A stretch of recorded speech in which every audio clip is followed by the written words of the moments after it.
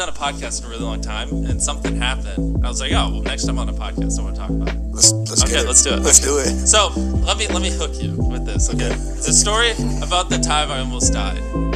I'm hooked. There we go. You're hooked as well. I'm in. Okay, so I gotta give it a little bit of context. So basically, we filmed the video like 8 hours away. It's a normal video. We finished at midnight. All the boys slept well.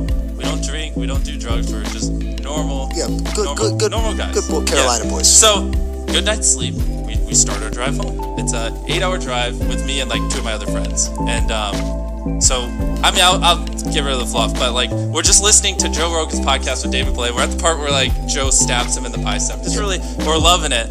And I'm just listening, sitting there.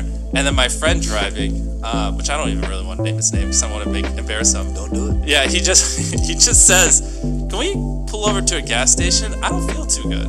And I'm like looking at the road, and I turn and look to my left, and his head's just bobbling, and he's just like, "Wait, is he driving?" Yeah, and down the highway, and he's just like dead. We hope. Like his arm just went limp like that. He just said Fell that. asleep. The guy driving the car. Yeah. He gave you one warning, then fell asleep. Well, it wasn't even like a warning. Not even a warning. Just like, hey. I don't feel so good. And then I look over, and he's just like this.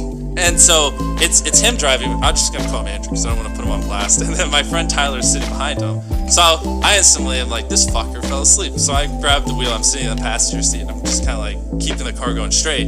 And I just yell, "Wake the fuck up!" And I'm like yelling. Yeah. And he's not waking up. And a few seconds go by, and then Tyler in the back seat literally punches him in the head. His head just goes to the side. Knocked him out. He was gonna wake up, and then he knocked him out cold. What do you do when you're trying to wake up your friend? Knock him out. Knock him out. So we're just hope like he wakes up. screaming, "Wake up!" as we're going down the highway. And like his foot though is still on the gas, so we're like slowly going a little faster now. We're going like 80 or 85. Yeah. And I'm now just like, exactly. And I have my hand on the steering wheel. I'm in the passenger seat. And this is a big car with like a console in the middle, so I'm like barely grabbing it. And I'm just like, Tyler, I don't think this fucker's gonna wake up. And so, well, how long has this been going on at this point? Like probably like 6 or 7 seconds. I mean, we're moving quick. Okay. He's like literally dead. Just like okay. And so I was like, I gotta, in my head, I'm like, I gotta take his foot off the gas. But the problem is because there's a console and everything. Of course. To take it, you have to move a 200-pound human who's, by the way, knocked unconscious. Yeah, but not even that. It's like I can't touch his foot on the pedal without leaning below the wheel, and so I can't see the road. So I'm steering the car, but to take his foot off the gas, I have to put my head below the steering wheel so I can reach it.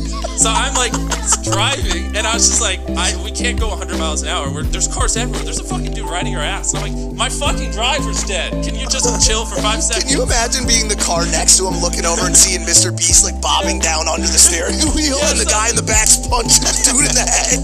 Like, what did I just see? Like, what? I know. And so I just was like, I gotta slow this car down. So I was just like, fuck it. And I just put my head below the wheel. I grabbed his foot and just threw it off the gas. And then I look up and I'm like, oh, I'm still going straight. And then, I lean over and tap the brakes, look up. And I'm just doing that. You're tapping the brakes with your hand? Yeah, with my other hand. Yeah. Smart. How else? It's the best play. This is crazy. I still have my seatbelt on. I can't reach over and unplug it. There's a console. It's like fucking choking me. And homie's not waking up? No, he's just dead. Like, literally, he's just... Wait, is he like actually dead? That's what I was going to ask. He said he's literally dead so many times. Let me keep going. It's the wildest thing. I've never thought this would ever happen in a million years. And so I just was like, fuck it. I gotta get us off the road. You know how like on the side of the highway there's those strips you hear when you're like... Yeah.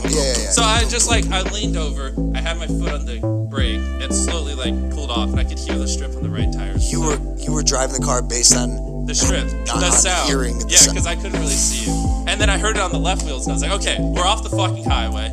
I looked up to make sure, and I just slammed on the brakes. And we're off. We didn't hit a car.